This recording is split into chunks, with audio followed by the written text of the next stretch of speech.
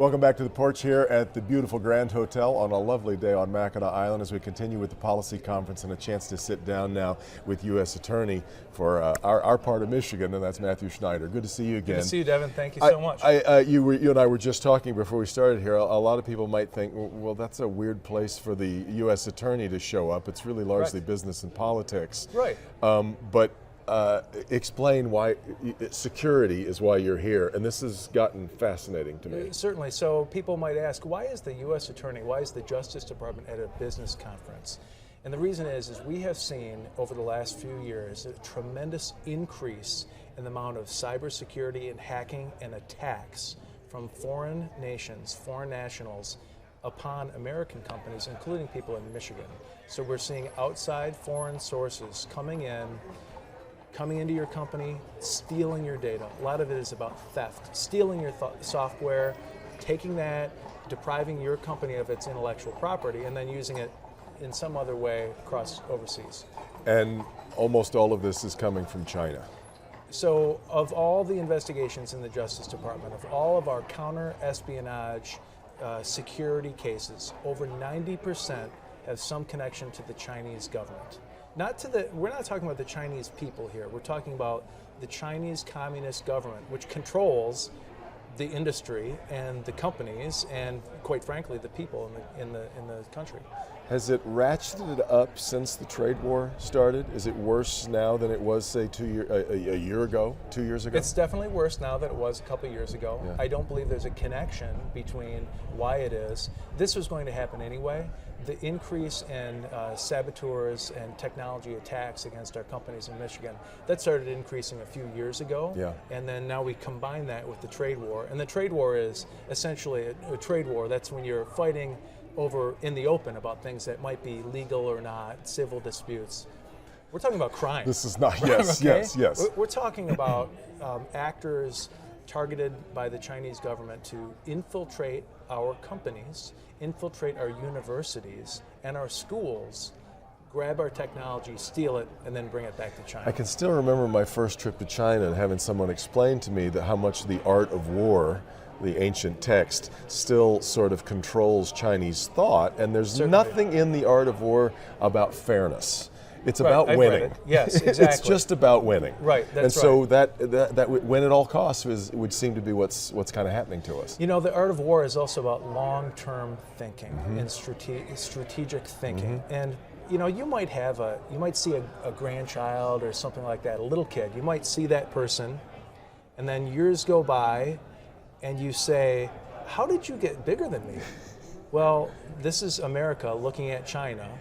Years from now in the future, we don't want to be the country who looks up at China and says, wait a second, how did you get bigger than me? Yeah. Militarily, strategically, economically, and in the legal field as well with law enforcement. And some of this is incredibly devious. It's not just a matter of trying to hack into a computer and steal data. You were explaining to me the manipulation that happened to one company. Fascinating. Right, for one company, Chinese sources had infiltrated into the company and manipulated their sales data. So the company thought that they were selling at a different amount. So then the company realized, well, we need to sell more to these Chinese companies because we're not selling enough. And it's all fake, but it's a way for them to increase economically.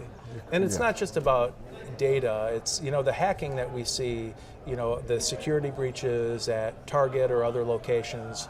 These are driven by actors sometimes not inside our country, and it's actually driven by the foreign government. I can understand a Chinese hacker trying to get into GM's computers, any of the big multinationals. Certainly. How big of a company do I have to be before I start worrying about Chinese interference?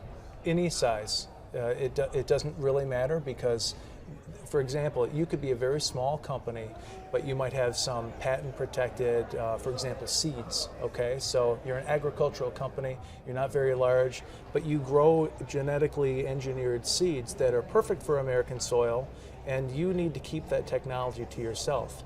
What we've seen is foreign actors, particularly in China, will come in and come to the American company and steal those seeds, so that the whole purpose is take those seeds, bring them to China, then grow them there, and then cut off the imports.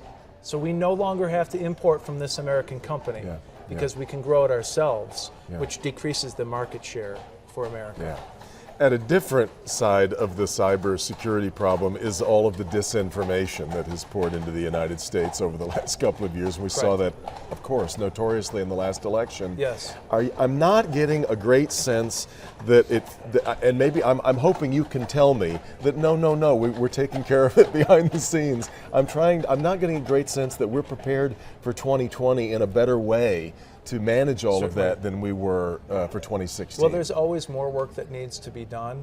What we have now is we have public awareness, which we did not have prior to the last election. Now the public is alert, and so what that means is county clerks are alert. They're paying attention as well. So we have a whole different layer of people who are paying attention. Yeah. And the FBI has done a better job at monitoring. However, the more that we do to get better, the more the bad guys do to get better, right? That's going to happen whether you're talking about drug trafficking, corruption, espionage, you name it. Yes, they are unfortunately terrific innovators, yes, bad guys. Yes. I wanted to move the conversation out to public corruption. Yes. I know you're hesitant to talk about anything that's in the works, but we're watching. It's been breathtaking, the number of public corruption cases in southeast Michigan, particularly in both Macomb and Wayne counties.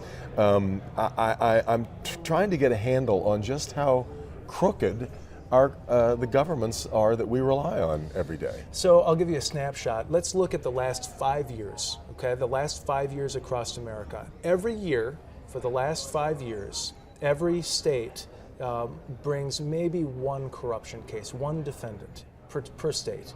Maybe it's close to about 1.4. If you look at the extra large districts like New York City, Los Angeles, Miami, Chicago, they have maybe 4 or so corruption cases per year for the last 5 years.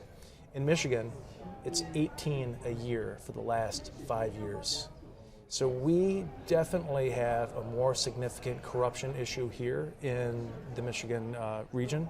But it's not only that, we are rooting it out a lot more than other people. We've taken a long-term campaign here to root out public corruption, identify sources who will cooperate with the FBI, with us, with our partners, to make sure that the avenue is open if you'd like to cooperate with the government to root out corruption, which is basically just greed, people stealing money.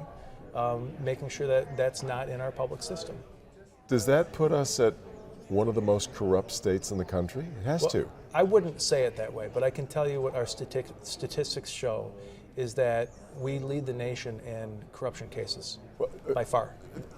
Because yes, you're right. It could just be that it's being more aggressively prosecuted than other places, so maybe not fair to say the most corrupt. Here's why I say that. We lead the nation in sex trafficking cases, human trafficking and sex trafficking. And I don't think that's because we have more cases in the Eastern District of Michigan, more criminals than they do in Los Angeles or in Miami. It's that for the last 15 years, the Justice Department has put a heavy emphasis here in the Michigan area on combating and disrupting sex trafficking. Yeah. I've always said that, people don't look in the mirror and see a corrupt person. People don't always recognize their own, how they've fallen into what may feel like to them, this is just the way it's always been done. This is the system.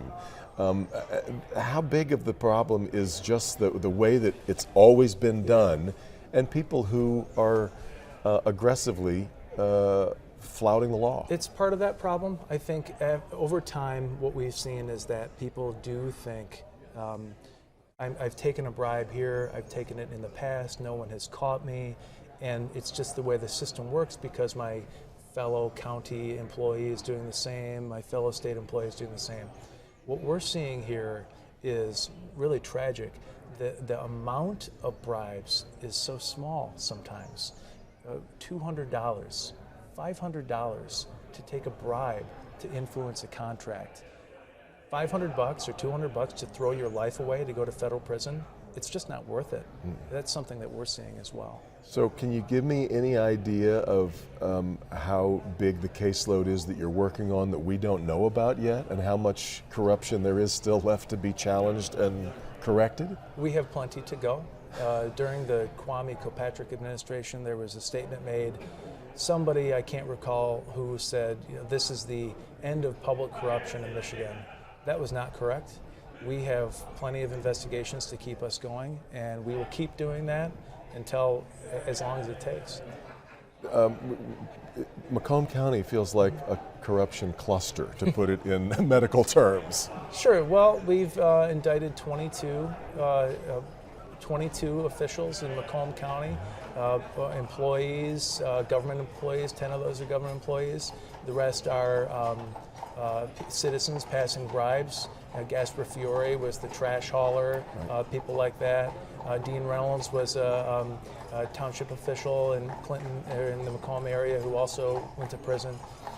So we see that. We also see, not just in Macomb, but we see in Oakland and Wayne and other places as well. Lastly on this, some people have said to me that if you compare these cases, yes, Kwame Kilpatrick was a terrible case, but his sentence was outsized compared to what we see other corruption cases. 28 years is kind of a crazy total compared to what we see other corruption cases.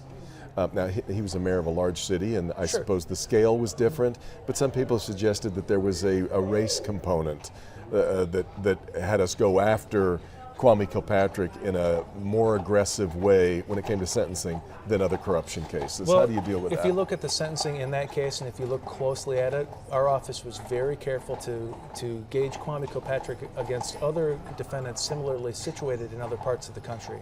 And there were some corrupt officials in Ohio who received very similar sentences. We looked at other states. I think maybe certainly it's not because of race. The reaction might be because his lengthy sentence was higher than other people in Michigan. That's not how we do this, because we're in the U.S. Justice Department. We look at corruption cases all across the country. And where does Mayor Kilpatrick's case fall there? Well, when you look across the country, it's the appropriate sentence. Fascinating. It's always good, interesting to talk to you, Matthew. It's a Thanks pleasure. very much for the time. Thank you very much. Matthew Schneider, U.S. Attorney for the Eastern District of Michigan.